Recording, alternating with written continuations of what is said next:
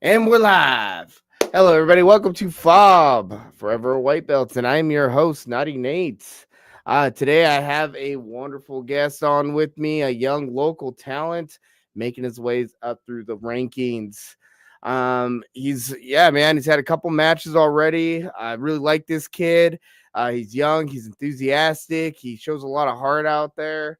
I'm really excited to have him on tonight as a guest. But before we bring him on, I just want to let everybody know that we're looking for sponsors. So anybody out there that would like to help sponsor the show, whether you're a event promoter or you're a gym owner, or you just want to throw some business our way so that we can partner up and grow together.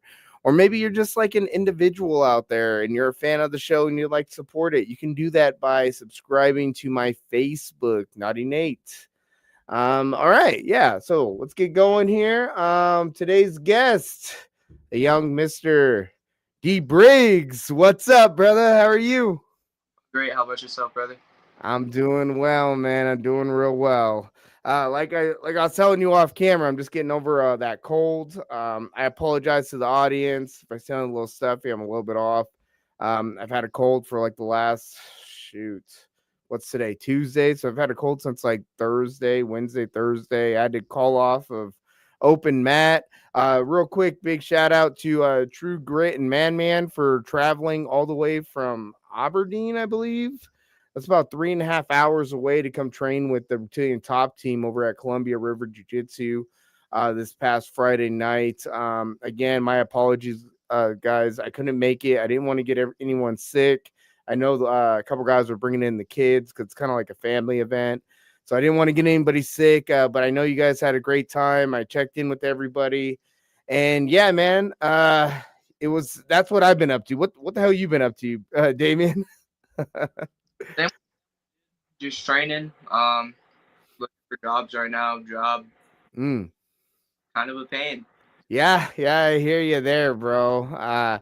I'm gonna be in the same boat here very soon. Trust me, this podcasting stuff does not pay, so I'll be I'll be out there with you very soon, man. I did notice that you came through the gym and you trained a little with Roman with Chef. I Yeah, no, saw a video with that. How'd that go? dude, that was really fun. Very technical, very controlled sparring. It was you're sitting there thinking, "Oh, I'm gonna kill this guy," and you guys are sitting there just throwing bombs at each other for no reason. Like it was fun. It was very fun. Yeah, nothing much else to say about it. Fucking That's awesome. Getting that's me out, just getting it all going. Like it was a great experience. Hell yeah, bro. I'm really glad that you came through and you guys were able to get some cross training in there. I've been wanting to get you guys together for a while now because you guys are, like I said, around the same weight, about the same body frame. And I think you guys can really, help each other grow and improve. Everybody needs like a little rivalry going on. And it's great that you guys are friends and you guys can help push each other to those higher levels. So yeah, thanks for coming through. I'll be there next time for sure. I don't know if they told you, but I currently live over in Damascus, Oregon. So I travel about an hour and a half to my gym.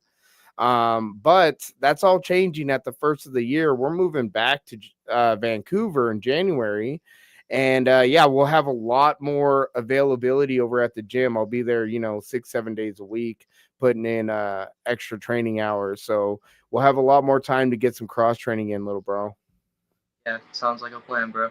Sounds like a really good plan. But let's get back to you, man. Tell me, what got you into martial arts? How did you start? Give me the origin story of, and what was the fight name, aka Frankie over here. Give me the origin story, bro. So kind of got like I wouldn't say like heavily bullied or anything. Just like was always, I guess, the quote unquote outcast in school Hmm. and and stuff like that. And then just like to the point where sometimes it would get physical, and like I realized I needed to be able to defend myself. So like my dad took me in when we still lived in Vegas to like a couple like those like UFC gyms, and just one of those random trial weeks did that. Really liked boxing. Like I really loved just working with my hands. So then eventually he just got a roommate, set up like a heavy bag in the garage, and I just go out there do rounds. That started when I was about like 12, and then got like super into skateboarding. like most through high school, and then sophomore year, got into a fight in the hallway. Oh, Uh, jeez. Kid kind of just dragged me down, and then just kind of laid on top of me, and then just yeah, that was it. And then from there, I was like, okay, if I need to properly defend myself, I can't just be striking at the dude. I need to be able to learn how to wrestle, how to grapple, get up off the floor. So I Hmm. joined high school for a year, switched schools, moved to Camas, started wrestling at Camas for my last 2 years of high school, and then just from there, just did that, and then in between, I think I was 15, started just like look random Muay Thai at home, like just drills, stuff I could look up on YouTube, combos practice on the bag and stuff like that, and then just different drills to just work on footwork, defense, stuff, everything I could try to cover on while we Hmm. self-taught. And then eventually found a gym in California because my dad moved to California. They're called Anti-Heroes United in Escondido, Oh, wow. right outside of San Diego area. And yeah, no, they got a whole team full of killers. Just stopped in wanting to just get in some work. They just instantly sparring with them and shit, pretty much to just see if kind of just like text me, I guess. And then yeah, did that, and then from there found Vancouver Elite after my going into my second fight against Rob. Yeah, going into Hmm. a second fight against Rob. Found them like last 2 weeks of camp. Austin Springer offered me that thing where you can help out with the NWC and get 2 months for free. And I was just like, yeah, I need to hop on. They're Damn, definitely yeah. That's an awesome deal, by the way. yeah. So I'm like, they're probably one of the best gyms in Vancouver right now. Got a lot of guys on their team who's trying to go just upward and onward with their own fighting career. So I just know I need to surround myself with the same type of people like that, because just iron sharpens iron. And the people, I believe, the people you surround yourself, eventually you become that person. So, like, if you're just hanging around like a bunch of honestly just lazy people who like don't have big dreams for anything, they're just fine with having a normal 9 to 5 and stuff like that. You're gonna end up becoming one of those type of people, and that's all you're gonna do is kind of settle for less. And so I just don't want to settle for less. I want to see where I can take my full potential and just have fun with it and enjoy the journey and every bump in between, you know? Hell yeah, bro. And I couldn't agree with you more. I mean, who you surround yourself with does play a big factor as to where you're going in life. And especially in this fight game, man. I mean, having a team around you that not only beats you up, but builds you up and supports you and is able to, kind of look out for you and guide you through some of the, twists and turns that you're going to find along this martial arts journey. Vancouver Elite, they have a lot of experienced individuals there. Austin Springer, former pro himself. He's made it all the way to the UFC. He's competed in Bellator. I mean, you couldn't have better individuals around you to help guide you through that process. But let's before we get to like your future goals, let's talk a little bit about the Scrapyard, man. How did you hear about that, and what led you to that event? So one of my friends, I don't know if you remember him, Mr. Welcome Down, Gage Randall, It sounds so familiar, that name. Yeah. dude with kind of curly-ish hair. His older brother's Ranton Reynolds. He fights out of American Top Team. He just got that really slick KO at the WFC last month, and That's what's up. Age and like a bunch of his friends were going up to fight. They came up for the I think it was the July event, where you guys had like Demetrius Johnson and everybody out there. And Mhm. yeah, I just saw, I was like, dude, this place looks so cool. Go and fight, like just be surrounded by a bunch of other martial artists. Like, I don't know, I just thought really good environment to be around. And then he was just, I know, he was like, you want to fight in August? Like, we'll take you up there. Like, you'll go through a camp or corner you. Like, yeah, the whole 9 yards. And I was just like, fuck yeah, let's do it. And Mhm. I just did it, and just never would, like, if I got that opportunity again, I'd 100% take it. Because that like opened so many different doors to opportunity for me. Like, I feel like if I didn't start at the scrapyard, it would have been 10 times harder to get me to the NWC and get the connections to be able to fight for them as well. So it's just it brought me a lot in such little time, because I just had that first fight in August and then came back in September, and then boom, NWC doors opened, and then from now it's just like, wow, like it's really a It's blessing to look back on it, how far like I just came with just these little steps in the past couple months. It's really cool. Definitely, bro. I mean, and you couldn't have asked for a tougher opponent in your first match ever out there with Lights Out doing a boxing match. I mean, Lights Out to Hall of Famer himself. He has close to 70 matches. So for you just having the guts to get out there and step in the ring with him in exchange, and you did really well too. I think you guys went all 3 rounds. Is that correct? No, unfortunately, I just got very gassed in between rounds. It was the third round though, right? Like legs just couldn't get up off the stool, so then corner just decided to call it just to be safe. Yep, Yeah, shit happens. it With does. somebody as experienced as he is, but I'm just like, if you want to become a killer, you got to take some out to eventually get there. So it's just, you know, It happens. Yeah. What did you take away from that match? um, the biggest thing was just cardio, in my opinion, because like I saw like when I actually like decided to kind of stop being a bitch and just kind of just stay in there in the pocket with him and exchange with him, that I'd actually find success.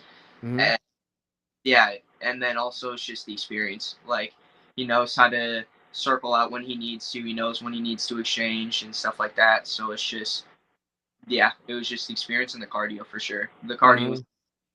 because I feel like if it would if it went to a third round, it would have been a win in my book at a sense, even if I didn't win that fight to a decision. Yeah, and that's that same issue, cardio. It's something that all fighters, starting out have to adapt to because you can't you can only emulate a match in training. You don't really go through matches in training. I mean, you make hard sparrings and whatnot, but the intensity isn't there. You know what I mean? Like compared to when you have somebody that's really trying to come at you to hurt you, there's a different level of intensity. So I always feel like you can just emulate matches in the gym, and then you got to adapt to the speed at which things are happening in the ring. And so I think you going out there and you, like I said, having your first match against such a seasoned veteran of the sport really showed you like the levels of it and kind of gave you something to strive for. And you really did that coming into your second match over at the NWC. I mean, bro, you look crisp, you look sharp. You look like you had confidence, which is great coming off of a tough lesson versus Lights Out. And just a couple months later, you're able to rebuild yourself and gain back that confidence you needed going to in there to the NWC and really perform. What was your mindset kind of going into that NWC match coming off of the lesson with Lights Out? It was a lesson from Lights Out, and then also having such a good fight against Rob and hurting him in the first round, and then being able to be decently dominant in the second, and then just he hits the right button, and I just Mm. my ass is on the ground, and it's the third round. Third round just started. Like, ref count's already at like 6 or 7, and I'm just damn. And like that, like really kind of it stung for sure. So those two like really just pushed me to just no matter what, just go out there and just fight, and don't don't look to quit. Don't look for any of like too much of respect or try to be his friend. Like you both are in there to fight. You both are in there to get a job done at the end of the day. Like respect your opponent, of course. Don't be them to promote the fight, anything like that. I don't believe in stuff like that. But it's just Mhm. like have a healthy amount of respect, but don't go in there like it's a sparring match and you're going in there and you're sparring your friend. Like you're going in there to kind of fight or die, at a sense, because either you finish him or you get finished brutally. And yeah, and I feel like that's kind of what I had too much against Lights Out and Rob. It's just, especially with Rob, because Rob's such a cool dude.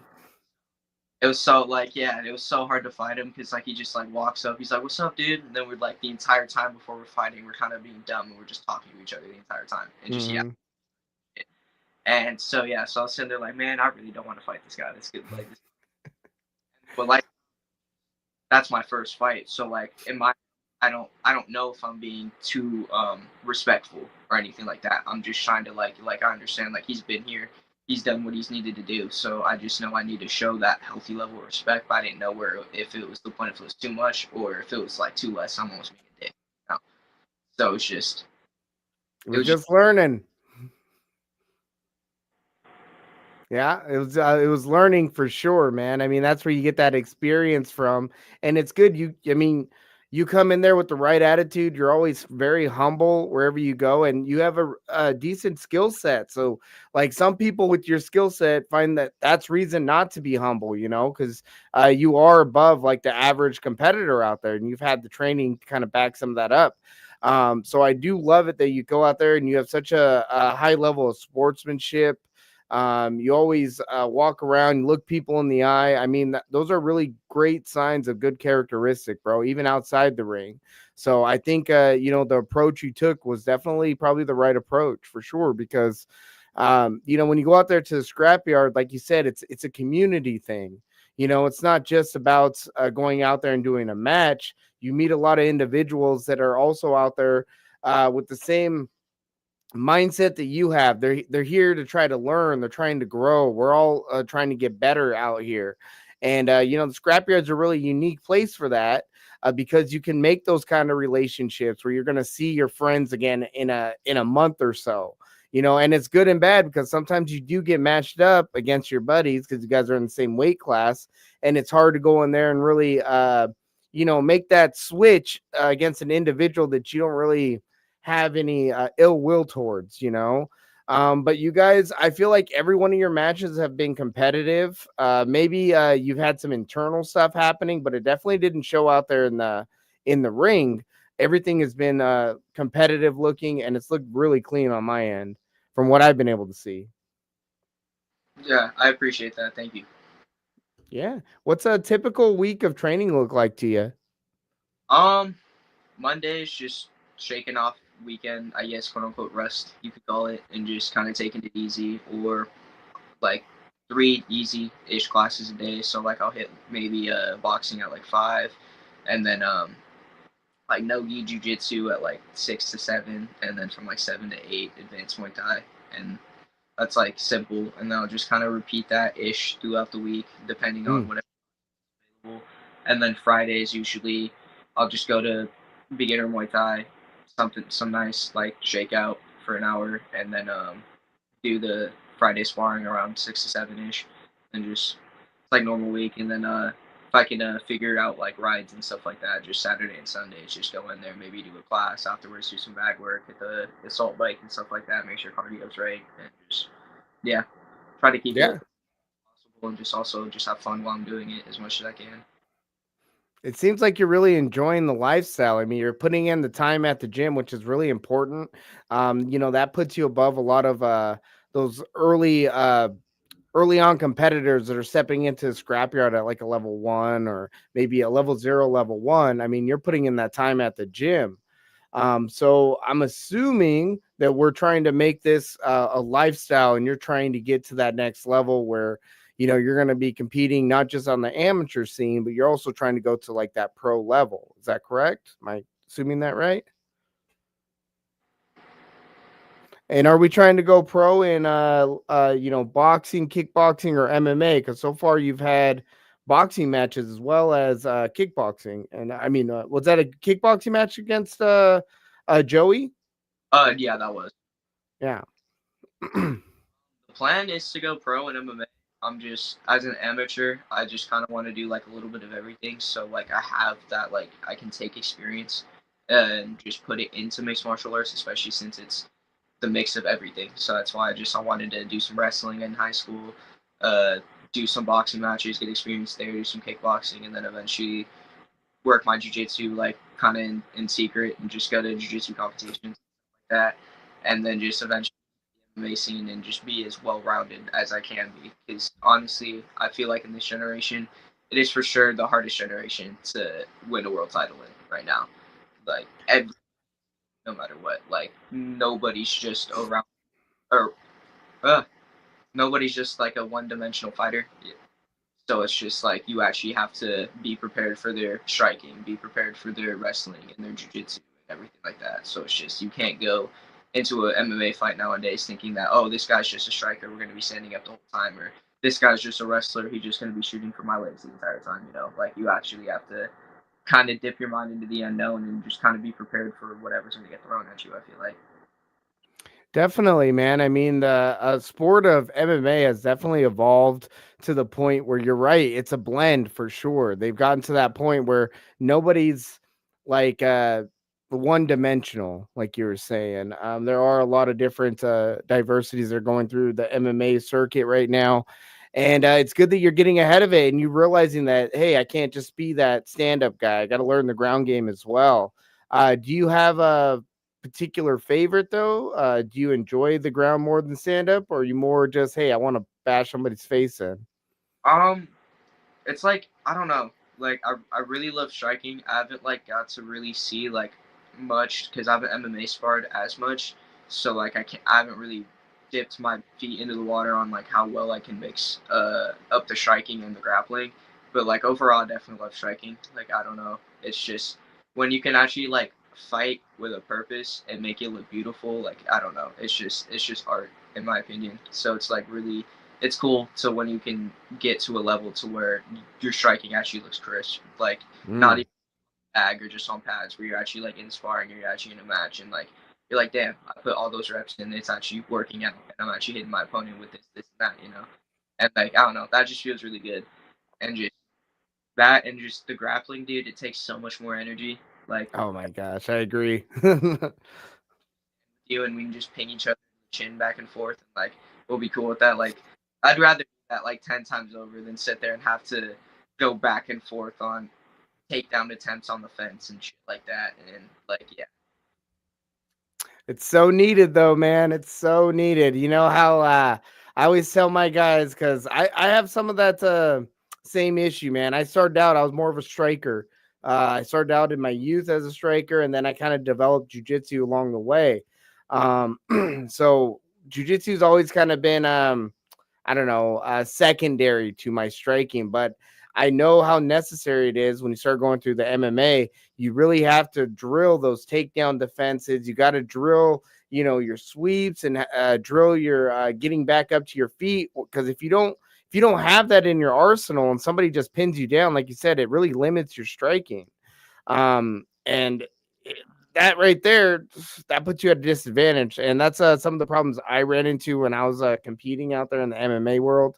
I just had a really hard time getting back up off my back.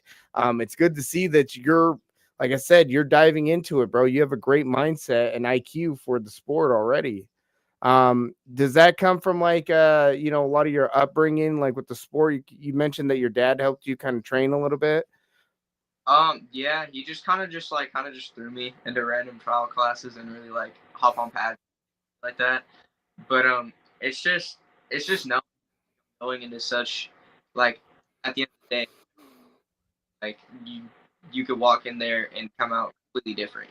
So I understand I have to understand the ins and outs of something like this and understand everything that can happen to me while I'm in there and while I'm training and you know and it's just not going in there blind and just rushing in with kind of almost I wouldn't even say almost just kind of delusional goals with no true like understanding and mindset behind what you're doing.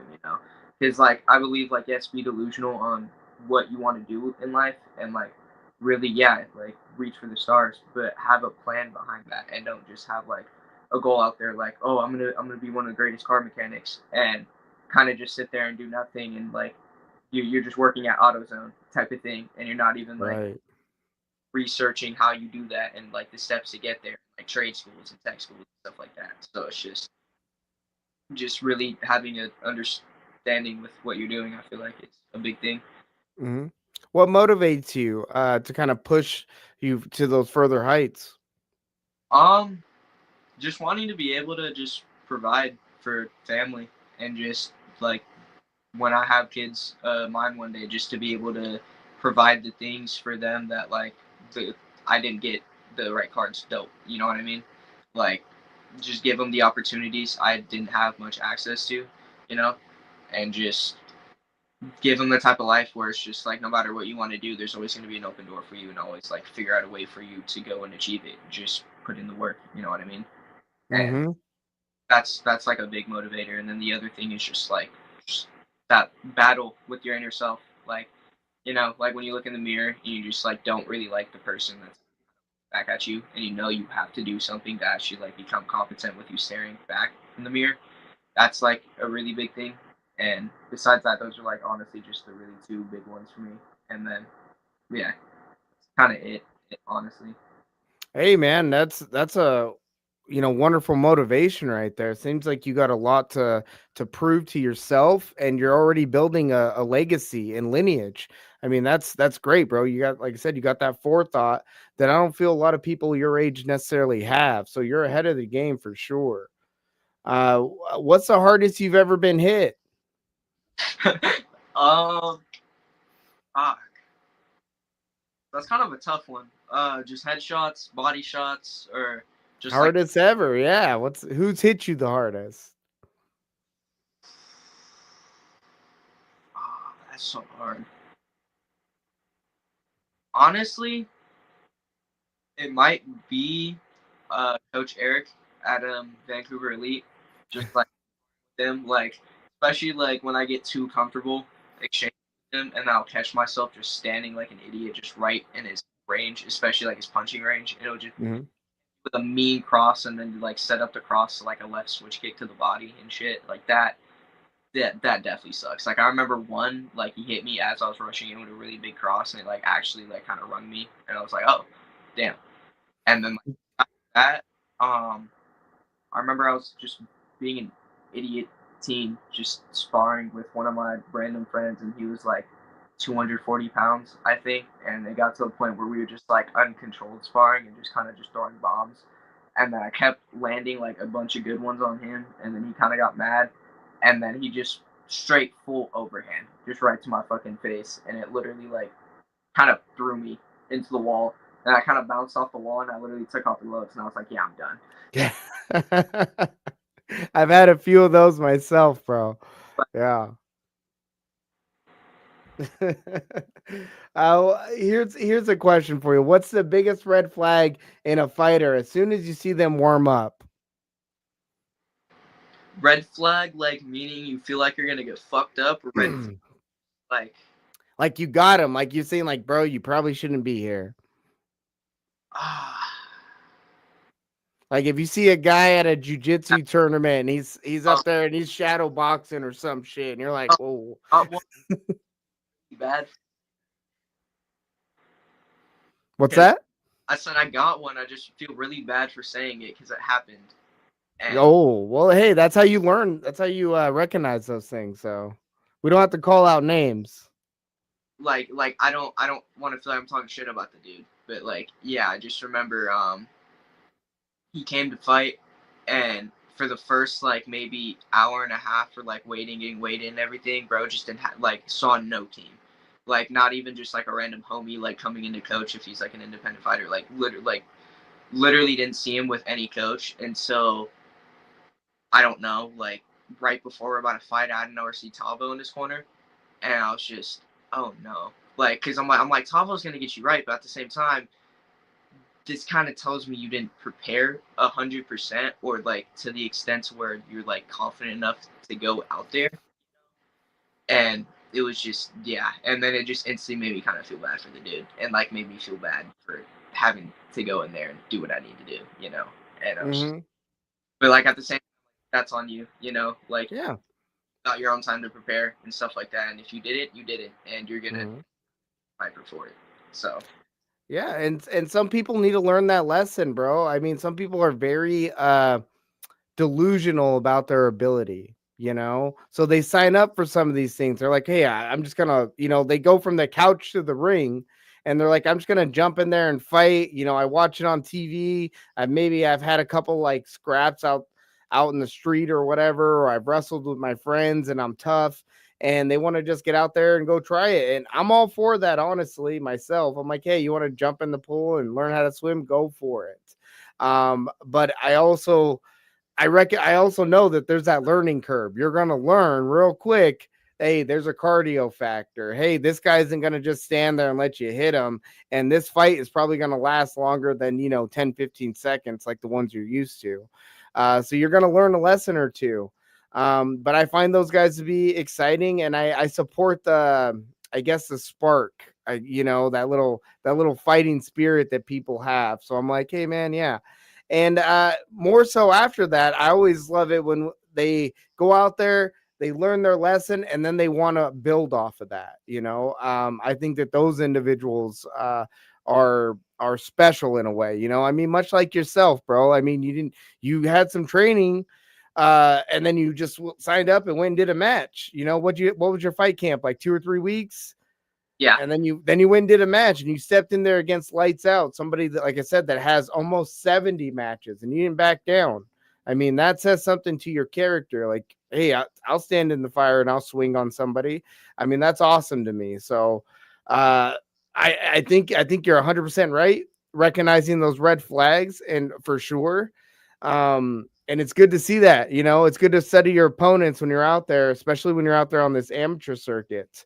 What's next for you? Are you going to be hitting an amateur fight at any time soon, or what's the future look like? I really wanted to try to step in an MMA fight in January for the NWC, but right now didn't know. I don't have any health insurance, so I think last I wasn't insured.